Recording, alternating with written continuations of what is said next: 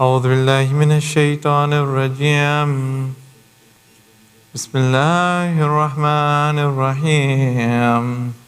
اقتربت الساعة وانشق القمر وإن يروا آية يعرضوا ويقولوا سحر مستمر فكذبوا واتبعوا أهواءهم وكل أمر مستقر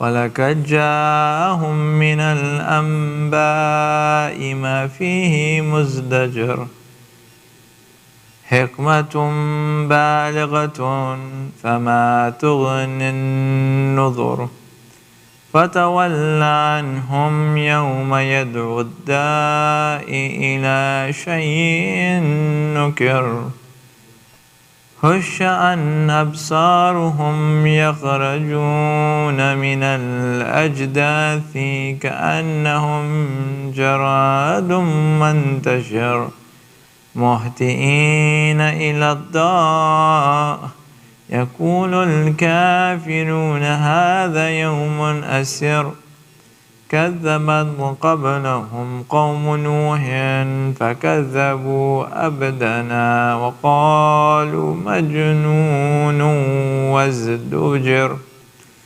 فدعا ربه أني مغلوب فانتصر ففتحنا أبواب السماء بماء منهمر وفجرنا الأرض عيونا فالتقى الماء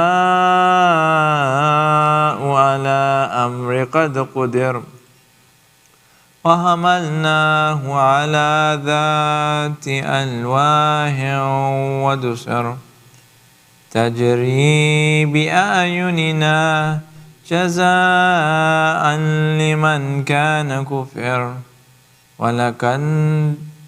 ولقد تركناها آية فهل من مدكر فكيف كان عذابي ونذر ولقد يسرنا القرآن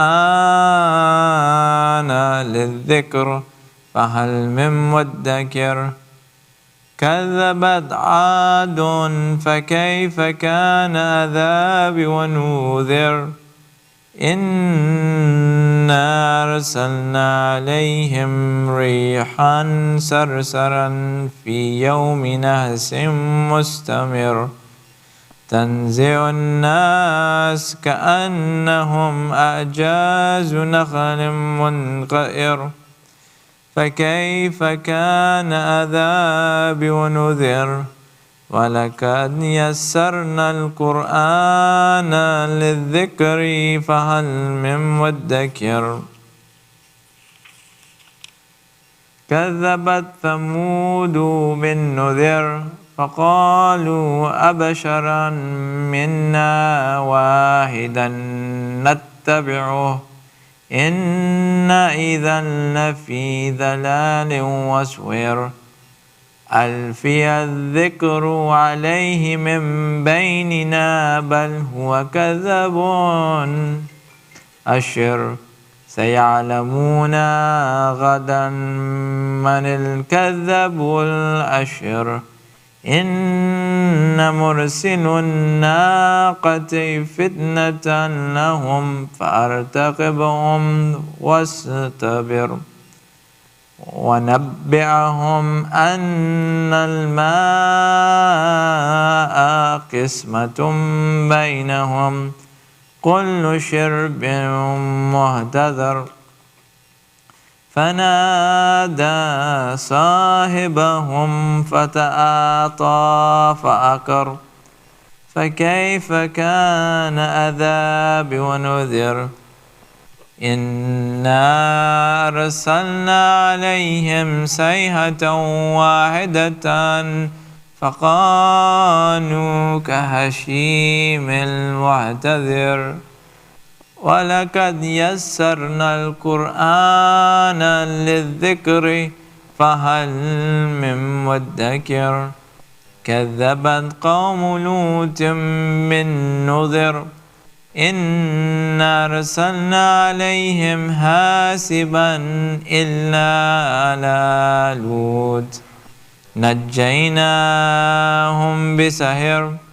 نعمة من عندنا كذلك نجزي من شكر ولقد أنذرهم بطشتنا فتماروا بالنذر ولقد راودوه عن ضيفه فتمسنا أعينهم فذوقوا عذابي ونذر ولقد سبهم بكرة عذاب مستكر فذوقوا عذابي ونذر ولقد يسرنا القرآن للذكر فهل من مدكر ولقد جاء على فرعون النذر كذبوا بآياتنا كلها فأخذناهم أخذ عزيز مقتدر أكفاركم خير من أولئكم أم لكم براءة في الزبر أم يقولون نحن جميع منتصر سيهزم الجمع ويولون الدبر بل الساعة موعدهم والساعة أدهى وأمر إن المجرمين في ضلال وسعر يوم يسحبون في النار على وجوههم ذوقوا مس سقر إنا كل شيء خلقناه بقدر وما أمرنا إلا واحدة كلمح بالبصر ولقد أهلكنا أشياءكم فهل من مدكر وكل شيء فعلوه في الزبر وكل صغير وكبير مستتر إن المتقين في جنات ونهر في مقعد صدق عند مليق مقتدر صدق الله العظيم.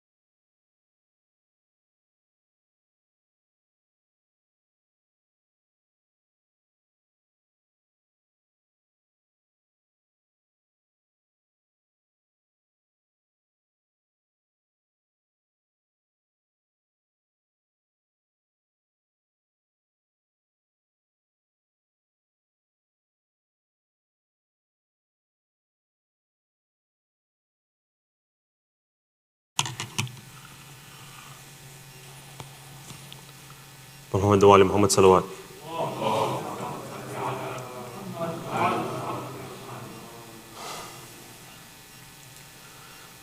एहसास रुलाता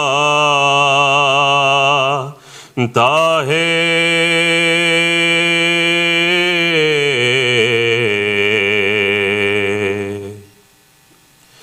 ज़ैनब तेरी गुर्बत का एहसास سے رلاتا ہے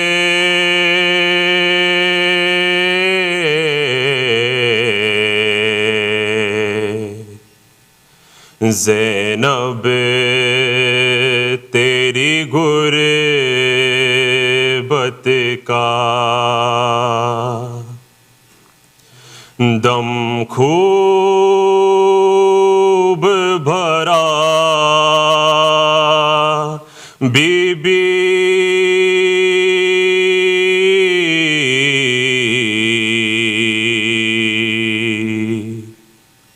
بھائی کی محبت کا بیٹوں کو فدا کر کے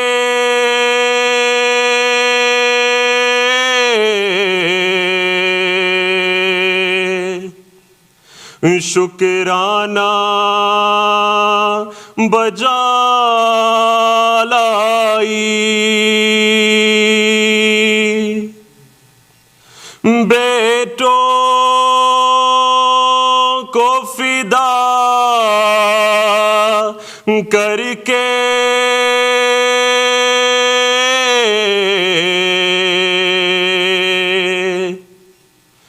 شکرانہ بجا لائی چلتا ہے پتہ اس سے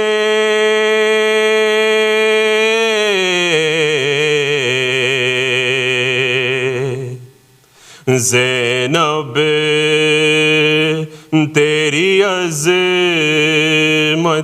کا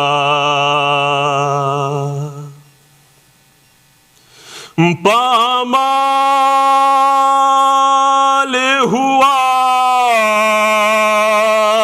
لاشا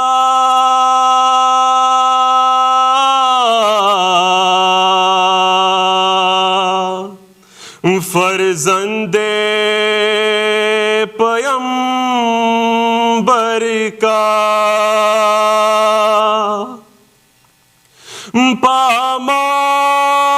پامال ہوا لاشا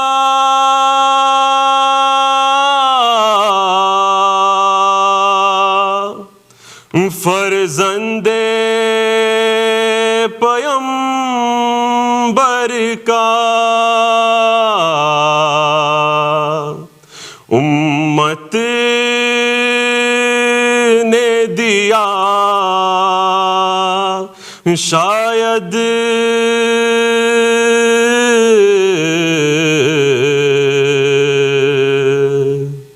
یہ اجر رسالت کا جھولے سے گرے اصغر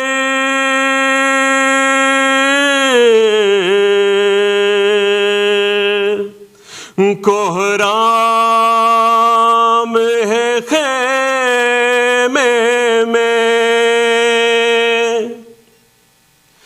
جھولے سے گرے اصغر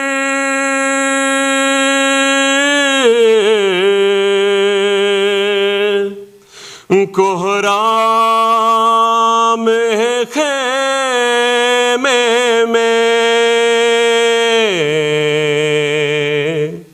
بچوں کو خیال آیا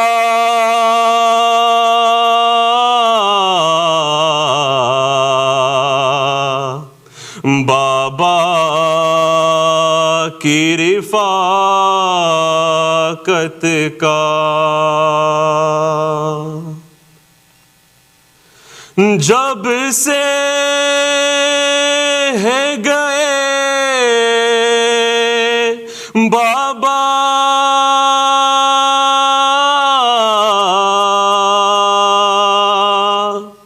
ویران مدینہ ہے جب سے ہے گئے بابا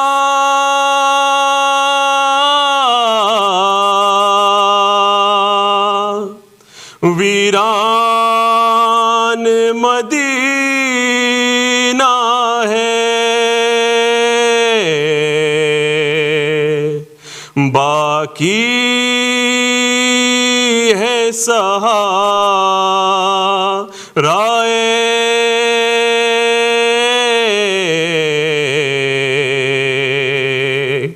نانا تیری تربت کا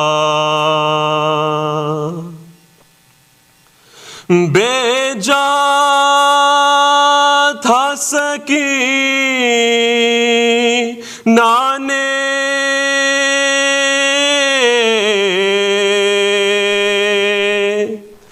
پانی نہ چچا لائے بے جا تھا سکینہ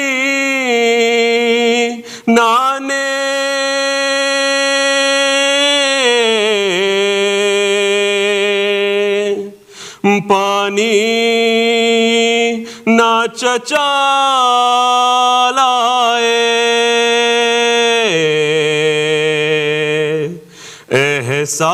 احساس نہیں باقی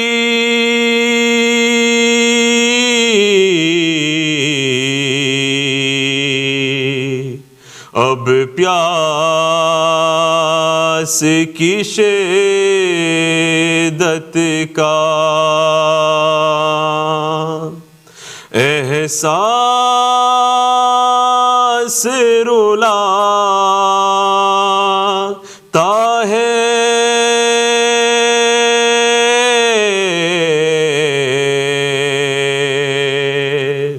زینب تیری غربت کا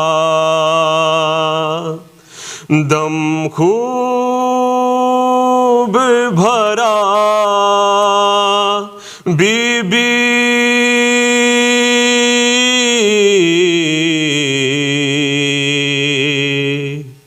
بھائی کی محبت کا محمد وآل محمد صلوات.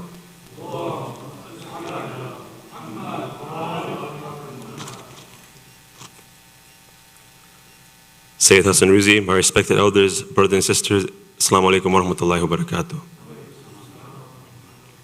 Surah Fatiha is requested for the marhumeens, name listed on the screen, and all of the marhumeen. Al-Fatiha.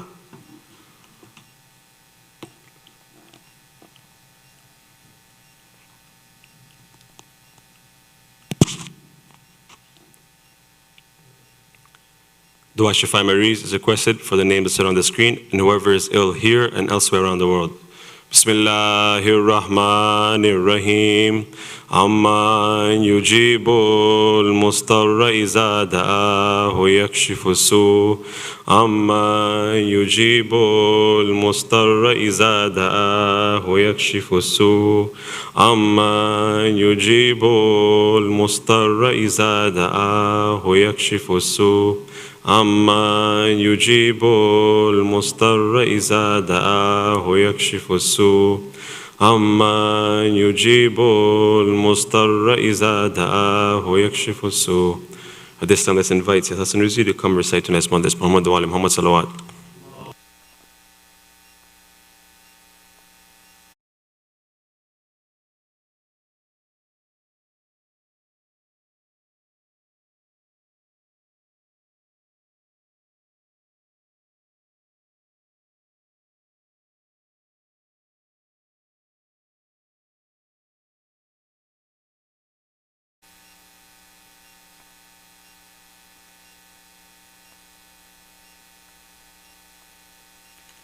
رحم الله من قرأ الفاتحة بعد الصلوات. اللهم صل على محمد وآل محمد وعجل.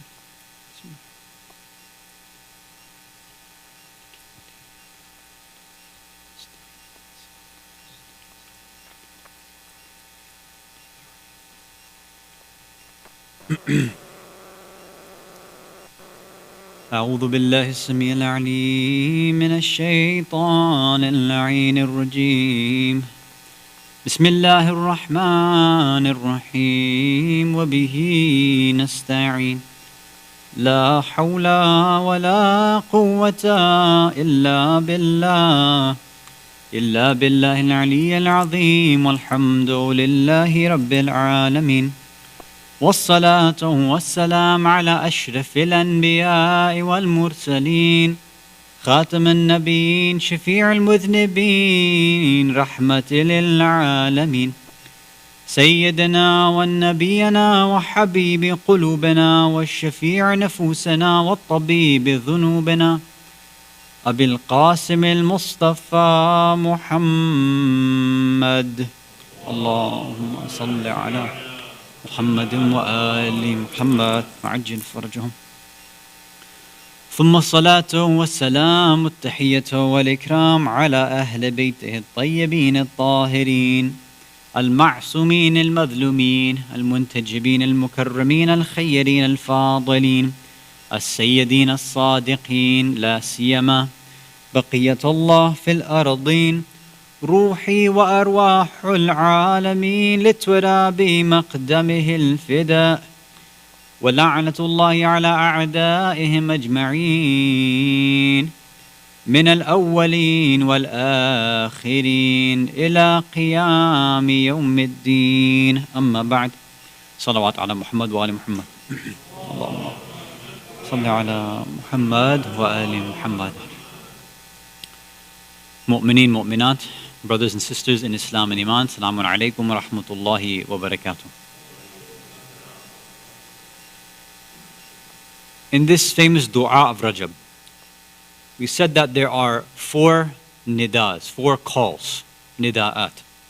And these 4 calls point us to 4 questions that we can think about. Remember that this companion is asking the Imam, what can he recite, especially in this month of Rajab, that will lead to Allah granting him something beneficial? So the first nida, the first focus, the first question is who? Which Allah? Who are we actually calling out to? Who is this giver of this blessing, of these blessings and these beneficial things? Ya man arjuhu li kulli khair. Right? We're talking to the positive source of all hope for all creation, even when we sin. Wa amanu sakhatuhu 'inda kulli shar. Then we ask what? What is the gift that Allah will be giving us? It's going to be a lot. It'll be an abundance of things packed in a little. Ya man yu'til kathir bil qalil. He's going to give us a lot, but it's going to look like it's very, very little, or we only do a little bit in response. Then, now, to whom will Allah give all these rewards? Who is going to be the recipient of these? Ya man yu'ti man sa'ala. First, Ya man yu'ti man sa'ala. Those who directly ask him. Ask and you'll receive. This is the line that we had talked about and just started to discuss last night. What do we have to do in terms of our theology, our understanding, our relationship with Allah? What do we have to do in terms of figuring out how do we make the right dua? How do we speak to Allah properly? So our topic was about the idea of dua and hajat and how we request things from Allah. And we said that we want to only try to rely on 2 ayat, 2 main ayat, to try to unpack this idea, right? Because there's all these questions that come about around the topic of dua, right? Why do we ask Allah in the first place if He already knows what's in our mind, right? There's no reason to. How do we ask Allah specifically, right? What words, what formula should we use?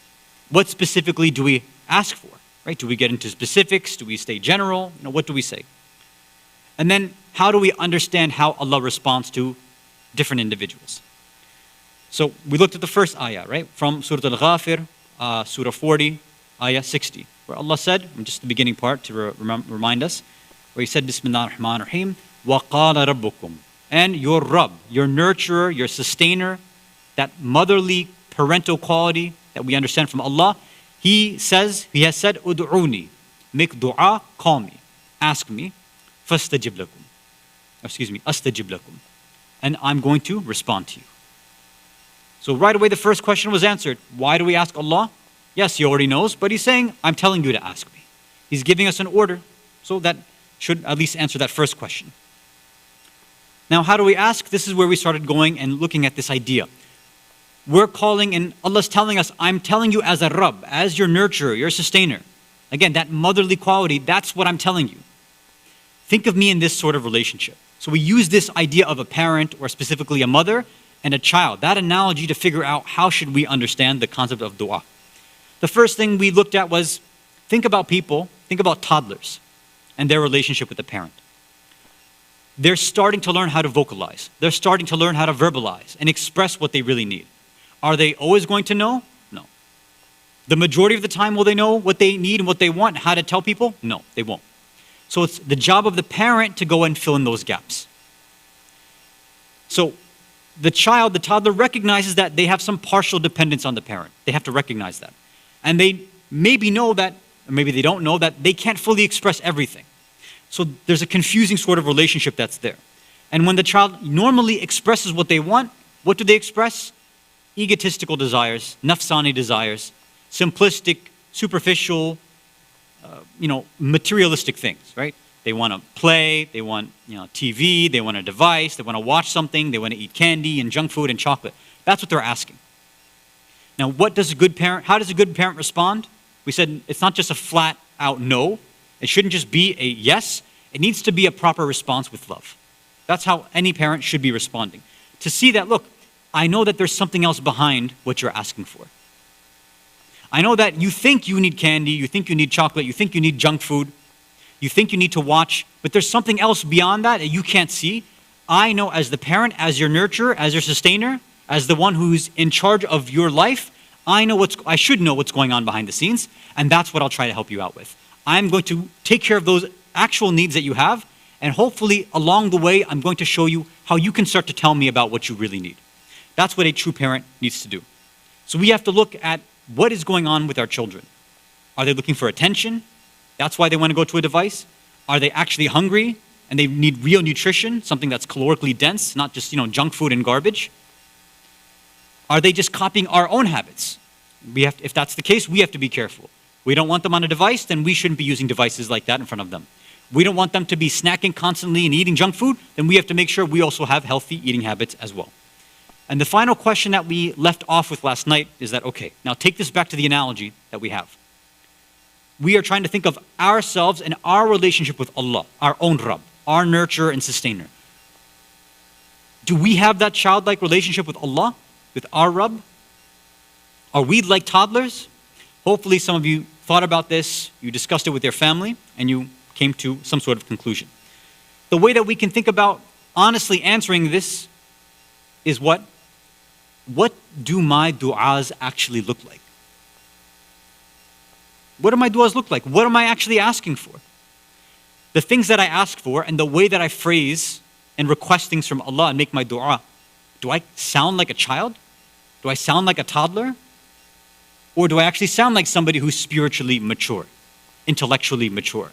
If we're being honest, then we should know what level and stage that we're at. But maybe in order, because maybe we are confused, I want to mention a few points for us today that maybe will help us break away from this spiritual immaturity that you and I may suffer from. Salawat ala Muhammad wa ala Muhammad. Allahumma salli ala Muhammad wa ala. The first thing that we can look at, normally when we make dua, what do we usually do? We ask for very specific things, right? Again, you want a bigger house, you ask for that. You want more money, you ask for that. You want specific health, protection from corona, you're going to mention those specifically. Right, that's what we do. It makes sense. I know what I want. I'm not confused. I know what I need in my life, and I'm asking Allah. So Allah, hopefully, you're going to grant that to me. That's usually what we end up doing. The problem is this. So what's going on deep down inside of us? We have to take a second and kind of reflect. What's the process behind our asking du'as? We know that there's something that we don't have. We have a lack, we have a deficiency. There's something that's missing in our lives. Again, something like money, something like a car, whatever it is, right? You're missing that, you're lacking that.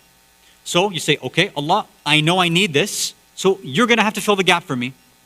I know that I need a house, I know that I need a car, I know that I need more money, I know that I need this food or whatever, I need to travel, I need to go on ziyarah, whatever it is, I need this. Allah, you're the vehicle, you're the one, I'm gonna ask you, you give it to me.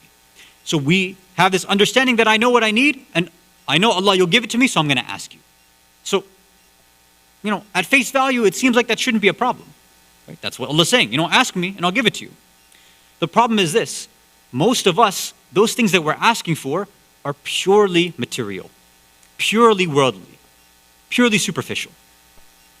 And it's because of what we think and how it's what we understand about our spiritual journey. We think that the deficiency, the lack, the problem that we have can be solved by something monetary, something financial, or a house, right? Something physical. That's what we think. I mean, literally, in politics, we say, we can toss money at the problem. And that's what we try to do as well sometimes, right? We toss dua at the problem. We have an issue, okay, I'm just going to make, I'll get asked all the time, Hasan, I'm having a problem with this. Can I recite this dua so I get a promotion at work? And, usually I just say, go on duas.org and, search it there. I'm not like a database. Not to say that I believe in everything that's on there, but that's a different discussion. But I'm like, look, this is Google search away. You can just type in whatever you want and you'll find that. But that's usually our attitude. There's some physical need I have, I'm going to find the dua for that, and then I'm just going to recite it. And maybe it's something very, again, specific. I'm having a headache. I'm having eye pain. Well, jump to Joshan al-Kabir. All those different things. This is stomach, there's one for stomach pain, there's one for eye pain, there's one for leg pain. Everything's there. We think that that's our issue, so that's what we ask specifically, directly, get right down to the point with Allah. Right? We don't beat around the bush. Allah, this is my problem, I want you to answer it. Imagine now, if that's how we feel, ideally, that's what we thought Allah should do. That, hey, I know what I need, Allah, you should grant it. And imagine we extended that same courtesy to everybody else. We gave them the benefit of the doubt that, hey, everybody else, right, all good Muslims or humans, depends on how far you want to extend it, or if you want to close a circle, good practicing Shias, they know what their problems are, so when they ask for something, Allah, you should grant it right away. Right? I'm sure most of us would think that, that would be a good thing. Can you imagine what the world would look like if every single individual, or even a huge chunk of individuals, got exactly what they wanted when they asked for these types of physical ideas and physical things? I mean, you don't have to imagine. You can think of at least two examples in movies. One is Bruce Almighty, right? You saw what happened there. It was, right? Jim Carrey trying to play God. He grants everybody their prayers or their wish, and then, there's chaos. Or I guess the more recent example would be, for those of you who have seen, Wonder Woman 1984, right? The new one. Terrible movie, absolutely terrible. Right? Everybody makes these wishes, and the person who is in charge of wishes, he grants everybody's wishes, and the world goes into chaos. Right? Locally, internationally, everybody just asks for what they want. But that actually invites more problems. It doesn't help anybody out. And what's the issue here? It's because we don't actually know what we want. We think we do, but we really don't know what we want. Think about, there's a lot of verses that talk about this, but just one that, helps us remind us about this point. We all know it, and we get reminded when, it comes on social media, but just for us to hear the words of the Quran, remind us that we don't know what we're talking about most of the time, just look at Surah Baqarah, right? Surah 2, Ayah 216. أعوذ بالله من الشيطان الرجيم. بسم الله الرحمن الرحيم. كتب عليكم القتال وهو كره لكم. So it starts off a little heavy. Allah's saying, look, qital, meaning killing, has been prescribed for you, even though you're going to think it's horrible, it's disgusting. I mean, normally just the word killing, like, we don't want to talk about killing. Islam is peace, and Muslims are peace, and we're the religion of peace, and peace, peace, everybody, peace, peace, peace. Yeah, that's what we talk about all the time. Allah's saying, look, you can't avoid fighting, right? And this verse obviously has its own context, but there's a general context too. Fighting has been here. It says, kutiba alaykum. It's ingrained within us. Meaning there's going to be some points where fighting and even killing is unavoidable. Obviously, it's not the first thing we go to, right? It's a last resort in certain conditions and circumstances. But Allah's saying, I know that you're not going to like it. I know you won't like it, but it's something that's going to be necessary sometimes. Even the if I'm not mistaken. I think it's the Navy SEALs. So they have this famous saying that they're taught as well, right? In Latin, sivi pacem para bellum. If you want peace, prepare for war. I learned that from the Punisher movie, I think, right? Because he said it there, yeah. If you want peace, prepare for war. Meaning, at some point, as we saw in anybody's history, any history you look at, there's going to be some fighting, there's going to be some killing. It's unavoidable at the end of the day, because there will be people who are going to fight against you, who are going to, incite violence, who are going to stand up against what is true, and they're going to try to harm other individuals. So Allah is saying, I already know that you don't like that. But now, let me show you a general principle. This is one example, but now what's the general principle? وَعَسَىٰ أَن تَكْرَهُ شَيْئًا وَهُوَ خَيْرٌ لَكُمْ. It's obvious that there's going to be some times you're going to hate something. You're going to think something's nasty and disgusting. You're going to despise it. You're going to abhor it, but it's actually really good for you. It's khair lakum. It's the best thing for you. But then, the other possibility is there too. وَعَسَىٰ أَن تُحِبُّ شَيْئًا. You might absolutely fall in love with something. You absolutely love something. وَهُوَ شَرٌ لَكُمْ. It's not just that it's bad for you, but it's going to destroy you. It's evil for you. Not something that'll just mess you up a little bit. It'll ruin you. Well, okay, so then what are we supposed to do? Well, it's obvious. وَاللَّهُ يَعْلَمُ وَأَنْتُمْ لَا تَعْلَمُونَ. Allah's the one who's like, look, I got it figured out. You don't know, but I know what to do. Leave it to me, and I'll take care of it. And he said, right in the beginning of the dua, يَا مَنْ أَرْجُوهُ لِكُلِّ خَيْرٍ. Let me take care of the khair. You don't have to worry about it. I'll take care of what you need, what's good for you, and you don't have to worry about it. Salawat ala Muhammad wa ala Muhammad. Allahumma salli ala Muhammad wa ala. So, first point, a lot of us, we ask for these very specific, physical, dunyawi, worldly things, and then we get upset, oh, why didn't I get it? Well, probably because that's not what you needed. Maybe you didn't need a house, or you didn't need a car, you didn't need a promotion, you didn't need the new phone, you didn't need any of that stuff. Allah said, look, you probably thought it was torture for you to not get that, but I know that there's something better for you. That's not going to help your spiritual growth. So don't ask and stick to just the worldly things. There's something beyond that. Now some of you might say, look, Hasan, I'm a mu'min. I don't recite these, worldly du'as. I'm not egotistical like that. You don't speak like that, but that's what's going on inside, right? I don't make du'as for houses and cars and money. I don't do that. I make du'a for Allah, please wake me up for Salatul Layl, right?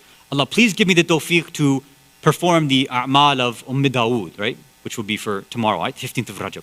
Oh Allah, grant me the tawfiq to be able to, give sadaqah to all the individuals who need it, right? So I'm making spiritual du'as, not physical ones, not dunyawi ones. They're not egotistical. I'm trying to, improve myself, and I'm trying to improve my, society, my community, my ummah. That's what I want to do. So the first point, I get it. Yeah, I know all those, egotistical worldly people. That's not me, right? I'm a mu'min. I'm a practicing Muslim. I'm looking for the, the spiritual goal. That's what I'm looking for. So this doesn't apply to me, does it? Well, maybe, maybe not.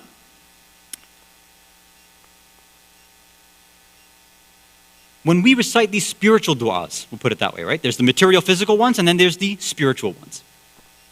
We said the first problem and the first situation is that they don't know the real problem, right? They think their problem is going to be solved if they get a car or a house, whatever the physical thing is, right?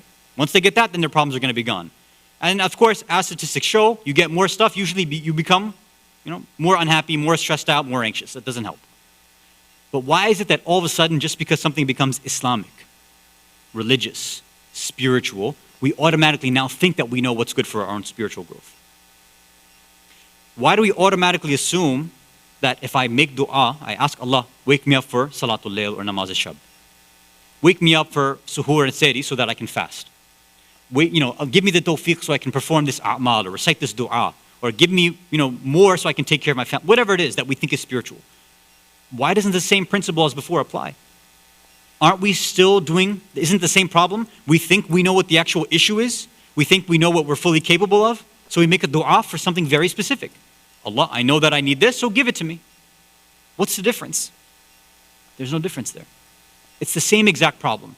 The only difference is you're going from a material, assumed thing you need to a spiritual, assumed, presumed thing that you need. But really, the same problem is in both of these regards. There's a sense of arrogance there and a sense of ignorance. We say jahl murakkab. You think you know what you need, but you don't know.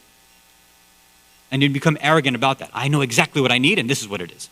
If somebody tries to tell you otherwise, you're like, you don't know what you're talking about. I know myself, right? I've been I think a lot. I'm a very deep and profound person. I know exactly what I need. But this is not the case. Think about this verse in Surah Al-Rum, right? Surah 30, Ayah 7. And this is a very, very beautiful verse. Allah says, Bismillah ar-Rahman ar-Rahim, يَعْلَمُونَ ظَاهِرًا مِنَ الْحَيَاةِ الدُّنْيَا. Look, you know the zahir of the life of the world, okay? You know the physical, external, exoteric stuff. You want to know how to, calculate these formulas, maybe the best items to buy, and you can do all that stuff, that's fine.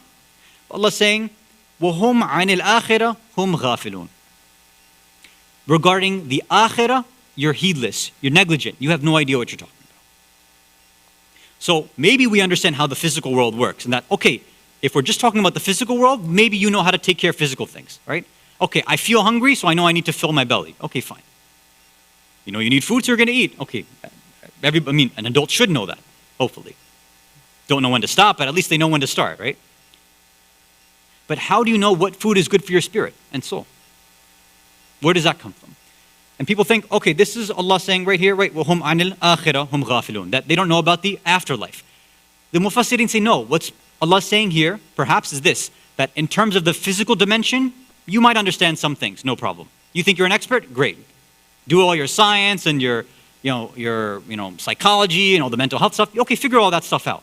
But when it comes to your soul and your spirit, your ruh, who's going to tell you what is right and wrong? Do you think you understand that? No. Hum anil akhirah ghafilun. You have no idea what's going on in these higher levels, in these higher dimensions. You don't know what's good for your soul. You might think that Salatul Layl is good because, it makes you feel great. You might think that fasting the whole month of Rajab is really good for you. Reciting this a'mal is wonderful because you get that high, you get a spiritual high from it. But Allah says, look, this stuff is going to destroy your spirituality. I know that. Why? Maybe because you become arrogant because of this. Because of that extra salat you do, now you think you're better than everybody else. Because you're, as we've been talking about, right? Maybe because you get so preoccupied with, I need to recite this dua and recite, this surah this many times, and you do all those things. You just cross everything off. All the tougher a'mal, like we talked about in Rajab, trying to work on improving your relationship with your spouse or your family, right? Your siblings or your uncles, your aunts, or your cousins, or your community members, or anybody else. That's a difficult thing to do. That's not easy. That's the tough stuff. So we take all the easy ones, right? Whenever there's a Quran Khani, right? For a marhum or marhumah. What do people jump to right away? Which juz do they always go to, right? You look at the stack, you go for the 30th one, because that's the easy one to recite. You knock it out in what, like 5-10 minutes? Oh, yes, I'm reciting the Quran for this marhum, marhumah, yeah. Wonderful, but you grab the child's one, right? Go for the tougher ones. I mean, not to say that there's a tougher and easier one, but you know what I'm talking about. I mean, come on. It occurs to me every single time, right? It's there. I want to recite the 30th one too. It's the easiest one to do because we know most of those. We can recite it quicker, yeah. So the problem is this. If we really understood what we needed for our spiritual growth, then we'd make the right du'as. But the problem is, how do we really know what's good for our spiritual growth? And that's the problem, is that same arrogance which happens to those who are asking for materialistic things, happens to those of us who are asking for religious, Islamic, spiritual things. That same problem exists. Because anil akhirah ghafilun. We don't know what happens in the akhirah. We don't know what happens in barzakh. We don't know what happens in the malakut and the jabarut. We don't know how our soul exists. Even individuals who try to tell us what is good for us, right? Again, who speak from a very empirical Western perspective. Okay, maybe they understand those things. But when they try to talk about, oh, this is an Islamic way of looking at it, well, is that their expertise? Do they really have the right to talk about how the soul interacts with all these things? Maybe you know economics and finance 101. Wonderful for you. You have any idea about Islamic economics? Maybe you know the ins and outs of in politics. That's great. Do you understand Islamic politics? Again, maybe you understand mental health. That's great. Do you understand Islamic mental health and spiritual psychology? These are different ideas. You have to understand the perspective that comes from a higher dimension. The physical world is not enough, and we have to be careful that we don't get involved in this sort of arrogant, egotistical behavior, regardless of whether we ask for physical things or religious, spiritual things. Salawat ala Muhammad wa ala Muhammad.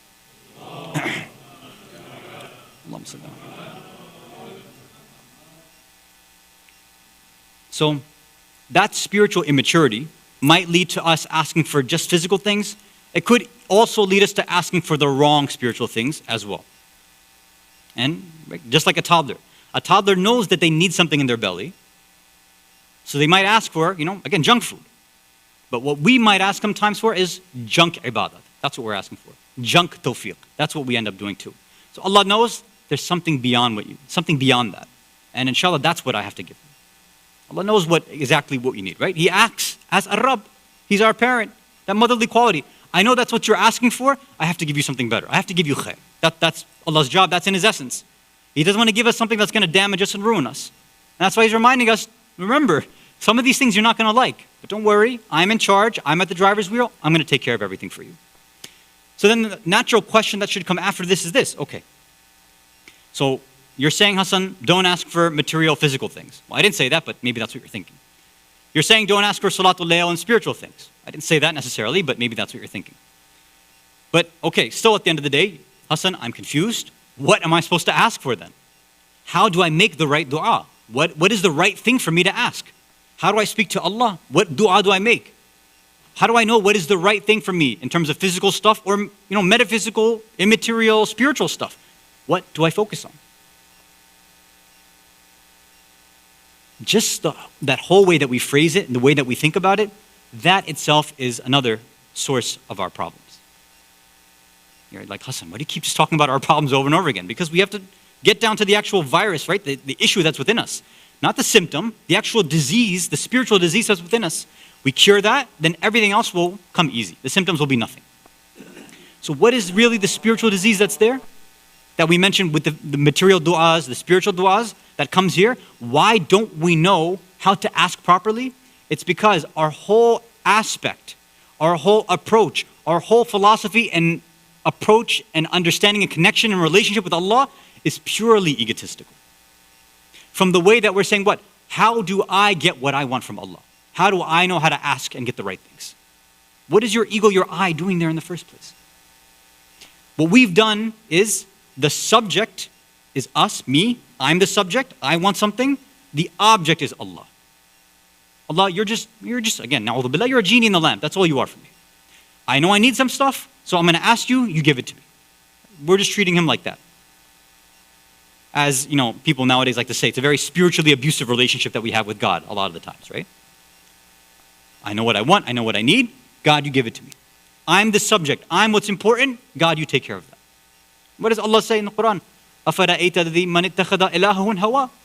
Have you seen somebody who's made their own hawa, their own desires, their own interpretation, their own understanding? That's their ilah, that's their God. So when you have this relationship with dua, with Allah, you're not worshipping Allah, you're not talking to Him, you're talking to your own self. Right? It's self-talk there. It's not talking to Allah really. Think about the majority of du'as that we recite. How do they start out? And compare that with the way that you and I normally jump into our du'as. You and I'll give you an example, right? If I want something, I'll just say, Allah, my laptop is acting up, please give me a new laptop. Very simple to the point, right? I'm lucky if I threw the phrase Allah or Ya Ilahi or something like that at the beginning. But again, straight to the point, I'm just going to jump right to what I need. Allah, give me this. But when you look at the du'as of the Ma'asumin alayhimus salam, what are they saying? They're saying, Allahumma, and then they start mentioning His traits, right? Look at this. Ya man arjuhu likulli khair, wa amanu sakhatuhu 'inda kulli shar. Ya man yu'ti al-kathir bil qalil. Ya man yu'ti man sa'ala. Ya man yu'ti man lam yas'alhu wa man lam ya'rifu tahannunan minhu wa rahmah. All the other du'as that we recite, what is the beginning, the majority chunk of it? It's just saying who Allah is, recognizing who Allah is. There's nothing about their own self. There's nothing about what they need. The whole time the Ma'asumin are saying focus on Allah first. Focus on the real subject of the matter. It's Allah, not you. When you can make that switch and think that Allah is really the subject and I'm the object, when we make that switch, that's the first phase for us to help correct and improve our dua. Salawat ala Muhammad wa ala Muhammad. Allahumma salli ala Muhammad. We have to reverse that subject-object relationship. We're not the subject and God is not the object. It's the other way around. He is the khaliq and we're the makhluq. So we now need to, instead of saying, to borrow from JFK, right, if we're going to do that. Now, what did he say? Ask not what your country can do for you. Ask what you can do for your country. So what do? We say, what do we normally say? We say, Allah, what can you do for me? When we should be saying, Allah, what can I do for you? That's the way we need to flip it. Allah, I'm your creation. I'm your abd. I'm your slave. I'm at your, I'm at your disposal. I'm at your command. You tell me what you need from me. Whatever I need to do your ibadah, that's what I need. That's what I require in my life. When I recognize exactly who you are, then the me part of it is out of the equation. My ego is out of the equation. That shouldn't be there anymore. That's why, again, the majority of the du'as, first they establish that primacy, the subject orientation of Allah. It's tawheed first. Then, after all this stuff is done, now we'll start making the actual dua. Now we'll say, okay, Allah give me this in terms of risk or health or wealth, whatever it is. After we figure out who are we actually talking to first. So one of the things we should start to do is, and whatever word you want, you can use the ma'asumins, even if you do your own personal du'as, just mention, Allah, you've already given me this before. You're kind, you're generous. Just say it in your own words, that's okay. You want to use the Quranic du'as, that's great. You want to use these other du'as, like the du'a of Rajab, that's also good too. But even when we use our own versions, the ones that we make up for ourselves, we should try to follow this formula as well. Now, the next part of the equation, which we don't have too much time, but I'll mention this now, this is the more important part. Okay. Now, I'm saying, okay, so ask not what Allah can do for you, ask what I can do for Allah. Okay, I got it. Well, how do I know what I can do for Allah? How do I know what my goal and my role is for God? How do I know what my responsibilities are towards God? Mine is not going to be like yours or like yours. Every single person here is going to have a different goal and relationship and wazifa towards Allah. Every single person will be different.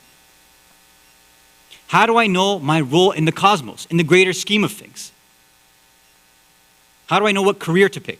How do I know which person to marry? How do I know how to raise my kids? All of these questions. And all those du'as that are going to be related to figuring these things out. I need to know, what does God demand of me? How do I fit into his big puzzle of creation? I've got a specific role. I'm a character in his movie, basically, right? Well, okay, what character am I? What am I supposed to do? So we need to figure out, what is our role then? So, yes, Allah is the subject, we're the object. Okay, so if I'm the object, I'm the pawn in his game. I mean, we have free will, obviously, right? But you know what I'm saying, right? We're the character, we're the actor or actress. What do I do? Allah, you give me the script, what should I do? The way that we figure out is in the signs of ma'rifatun nafs, ilmun nafs. We need to understand our identity and our nafs. We need to know who we truly are deep down inside. To pull away the veils, the hijab, the cover, all the barriers that exist, as Allah said in the previous verse. Forget what you see physically in the world. Look beyond those layers and you'll see what you truly are meant for. And this is now, remember, who is Allah saying? We talked about the previous verse in Surah Al-Ghafir. قَالَ رَبُّكُمْ أُدْعُونِي أَسْتَجِبْ لَكُمْ. Your Rabb is saying, call me, make dua to me, I'll respond to you. What do we have in all these other narrations about how we connect back to this Rabb? مَنْ عَرَفَ نَفْسَ فَقَدْ عَرَفَ رَبَّهُ. From Amir al-Mu'mineen, Ali ibn Abi Talib alayhi salatu wasalam. Allahumma salli ala Muhammad wa ala Muhammad. This narration and the types of narrations that talk about this, I mean, it's not even an exaggeration for me to say these things have way too much depth here, too much. Some of our ulama said that there are over 99 interpretations of this hadith alone, all at various different levels. Man arafa nafsa, whoever really understands their own self, gets self-knowledge, acquainted with their true identity, their real soul, then faqad arafa rabba. Then they'll understand their Rabb. Not just anybody's Rabb, their Rabb. What is my duty to my mom and dad? Well, you have to understand what your mom and dad want from you specifically. Mom, dad, what do you need from me right now? You have to communicate with them. Don't just guess. They'll probably tell you, right? I'm sure they got a whole laundry list of things they need you to do. Allah, what do you need from me? Well, I need to know what is my role. When I understand about, a little bit more about myself, I work on myself. Now I understand my role. Okay, I understand my Rabb too. I understand that motherly quality of Allah and what He demands of me. When we start to get more of this, then the picture becomes clearer and clearer and clearer. And we have experts who can, explain these things and help us work on that. We don't have time to really go into that. I want to mention one more. Because this specific idea is not just, in random hadith. It comes in the du'as of the imams as well. All over we see the same sort of du'a. For example, in one of the famous du'as of Sayyid al-Sajjad, Imam Zain al-Abidin, alayhi salatu wassalam.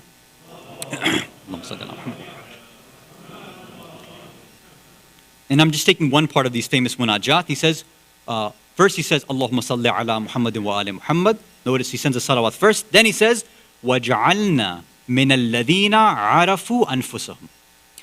Make me that type of person that has a ma'rifah of their nafs. Pure and simple. Make me somebody that really understands, not just a superficial understanding, truly understands what their capacity is. And one of the biggest problems that we have right now, right, and I mentioned before a little bit about mental health. Right now we're being bombarded about all these different ideas and points about taking care of our mental health, right? Positive psychology and mindfulness, yarhamukumullah, right? And this is, unfortunately, yarhamukumullah, known as corporate psychology. All of this stuff is what? It's meant to placate and take care of people so that you can be a good worker. That's all it is. The Islamic version of spiritual psychology doesn't have any of this kind of stuff. It's not just being positive all the time. Oh, I didn't get a job at work. Oh, it's okay. My boss yelled at me. Oh, I have to be positive about it. That's not how it is. Islam says when you are oppressed, you stand against your oppressor. 100%. Kutiba alaykum. No, I mean, not I don't want to take it that way. But khair, I think you know where I was going with that. There are some instances, we don't just sit around. We're not turn the other cheek. That's not our faith. There are times we say, look, sometimes we have to feel pain, we have to go through hardship. That's a part of who we are. It's not just positive, smiling, laughing all the time. And if somebody's doing that, then they're the ones who end up, unfortunately, committing some of these acts, in public, which I don't want to mention from here, but the ones who are hiding all that anger and emotion deep down, they're the ones who end up committing some of these, again, heinous acts.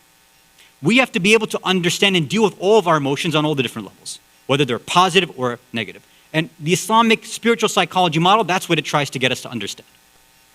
And that's what we need to learn how to do. Karbala is not a positive thing. There's no positive psychology there.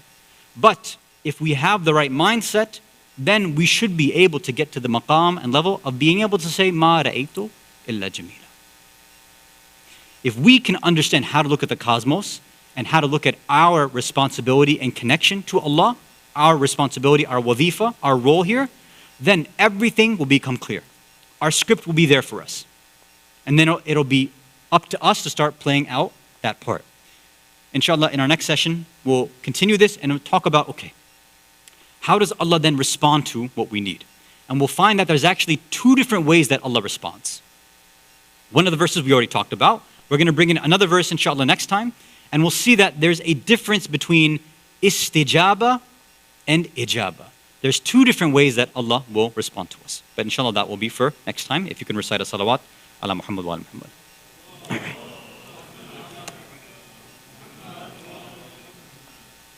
No, you can tell, and this question usually comes to our mind. How could Allah allow all of these injustices to take place and happen to the Ahlul Bayt? They're the best of the best, yet they went through the worst tragedies. Which person here, father, mother, brother, sister, whatever role and relationships that you have right now, who would ever want to be in a position where they have to witness and see what our Ahlul Bayt have witnessed and gone through? Who here thinks they can really understand and go through the masa'ib of Masa'ib? Yes, all of the other ma'asumin, they have their own level of musibah. But she's Masa'ib for a reason. From the beginning of her life, in every single moment, in every single step, she's dealing with bala after bala, trial after trial after trial. Yet, at the end of the day, she's still zinatul ab. She's still a beauty and decoration for her father. Why? Because in the same way that her father was able to manifest Allah's qualities on earth and able to truly understand when to go against an oppressor and when to, fight for something else, Zainab did the same thing. If you look at the trajectory of her life, of her masa'ib, it's really interesting.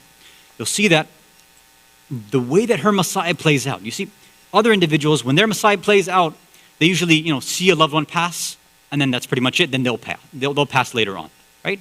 They see a loved one become shaheed, and then maybe later on they become shaheed, and that's it. That's really it for their masa'ib. But Masa'ib, she goes through this almost pendulum swing of musibah after musibah after musibah. You can trace it going back and forth. Look at the beginning of her life with Rasulullah. even at the beginning. We talk about Rasulullah's connection to Imam Hasan and Imam Hussein and Bibi Fatima. But we rarely talk about his connection with Bibi Zainab.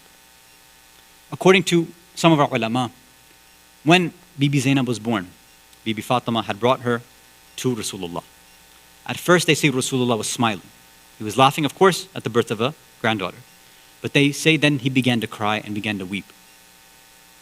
And of course this bothers Bibi Fatima. And then he takes the child's arms, he takes Bibi Zainab's arms and begins to kiss her wrists over and over again. And Bibi Fatima says, Ya Abata, Baba, why are you kissing her wrist like this? Why are you showing affection to my daughter like this, to your granddaughter like this?